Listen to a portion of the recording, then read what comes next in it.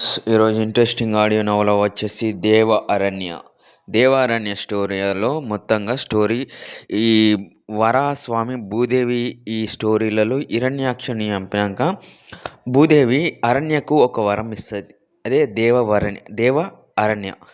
ఈ దేవ అరణ్య ఉన్నంత కాలం సకల సృష్టిలో ఉన్నట్టి ప్రకృతి వికృతి కలయికలతో జరిగిన ఈ సృష్టిని కాపాడుకోగనేందుకు ఒక్కొక్క అవతారంలో ఒక్కొక్కరు పుడతారని అరణ్యకు ఈ భూదేవి వరం ఇచ్చేస్తుంది.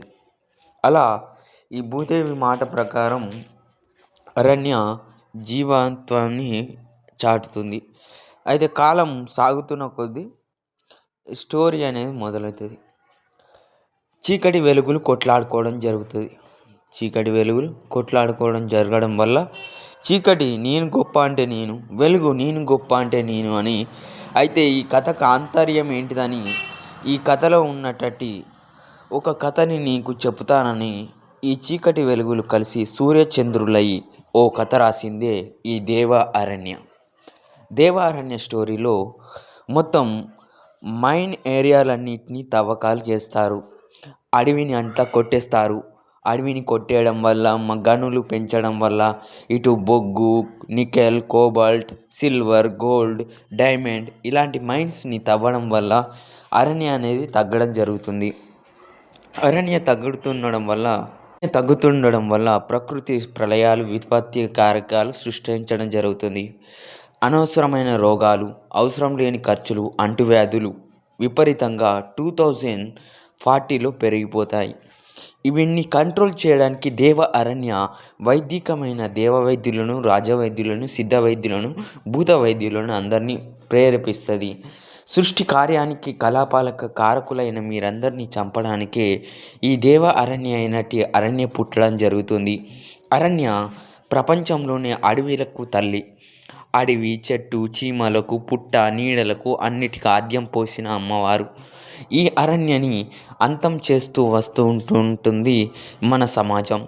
అలా సమాజాన్ని చంపడానికి పుట్టినట్టి శక్తి ఈ పాపాత్ములను శిక్షించడానికి, ఈ చీకటి వెలుగులో ఆడుతున్న ఆటలన్నిటినీ కట్టిపెట్టడానికి, ఈ మొత్తం ప్రకృతి ప్రళయాలన్నింటినీ కట్టుదిట్టం చేసే దేవ అరణ్య ఈ రాక్షసత్వం పాలైనట్టి అసురు లక్షణాలతో ఉన్నటువంటి పెద్ద పెద్ద బిజినెస్ మ్యాగ్నెట్లు, వ్యాపారవేత్తలు, డాక్టర్స్, ఇంజనీర్స్, లాయర్, కలెక్టర్, ఇన్స్పిరెన్సెస్ ఆఫ్ అథారిటీ, కార్పొరేట్ ఆఫీస్లో ఉన్నటువంటి హెడ్ ఆఫీస్ ఓర్మెన్స్, సర్వర్, గ్యాజెట్, ప్రామినెంటెడ్ గవర్నమెంట్, సెంట్రల్ డిపార్ట్మెంట్ మొత్తం అరణ్య భూత పిశాచులతోటి చంపేయడం జరుగుతుంది.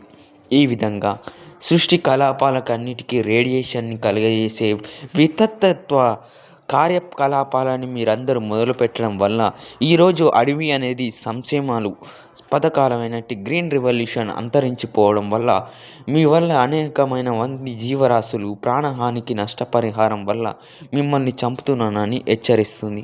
ఈ విధంగా దేవ అరణ్యాన్ని శాంతించడానికి జరిగిన కథ ఈ కల్పమే ఈ సృష్టి రహస్యం. దీన్ని చీకటి వెలుగులు కొట్లాడుకుంటూ ఉంటే శూన్యం ఏర్పడి మొత్తం కథాంతర్యమై సకలమైనటి ప్రాణజీవహింస కారకులైనటి మానవులు చావడమే తథ్యమని శపిస్తుంది అరణ్య. ఇలా ఎన్ని గనులు, ఎన్ని తవ్వకాలు, ఎన్ని చెట్లు కొట్టేయడాలు, బిజినెస్ చేయడాలు, ఇల్లులు కట్టడాలు, హాస్పిటల్ కట్టడాలు ఇలా ఎన్నో తప్పులు చేస్తున్న ప్రతి ఒక్కరూ దీనిని తప్పు అని ఒప్పుకోవడానికి ముందుకు రాలేదు. అందుకే ఎవరైతే చెట్లతోటి వ్యాపారం చేస్తూ అంటే మంచిగా చేస్తే మంచి జరుగుతుంది, చెడు చేస్తే చెడు జరుగుతుంది. ఈ విధంగా ప్రకృతి వికృతి కలయిక తాండవమే దేవ అరణ్య మొత్తం ప్రాణాంతకం సృష్టించి సృష్టికర్త అయినట్టి బ్రహ్మ, విష్ణు, మహేశ్వరులని కదిలింపచేసే కథలుగా సూర్యచంద్రులు రాసిన ఈ కథ దివ్యేతమైన శక్తులతోటి దేవ అరణ్యాన్ని శాంతింపచేస్తారు. ఈ విధంగా ప్రకృతిలో జరుగుతున్న పరిణామాలన్నింటినీ భూత, ప్రేత, పిశాచ, శాకిని, డాకిని, గాలిదయములని దైవిక శక్తి అయిన దేవ అరణ్య నిధి నిక్షేప్తాలకు మూల బీజకం, నిక్షేప్తాలకు మూలకారమైనటి శక్తులన్నింటినీ కలయిక చేసి అన్నిటినీ పెట్టిపిస్తాడు ఈ కథలో ఉన్న ఆంతర్యమైనటి దేవ అరణ్య యొక్క పుత్రుడు. అతను దైవాంశభూతుడై పుట్టి ఈ సృష్టికర్తలను అనుసరించి ఈ చీకటి వెలుగులో ఆడిన కథలని అంతాన్ని చూసి పసిగట్టి సమస్త సృష్టిని శాంతింపజేసి సకల వైభవాలను సృష్టించే ఈ కథే దేవ అరణ్య. ఇది ఫ్రెండ్స్ ఈ దేవ అరణ్య ఆడియో నవల. Bye friends, bye bye bye.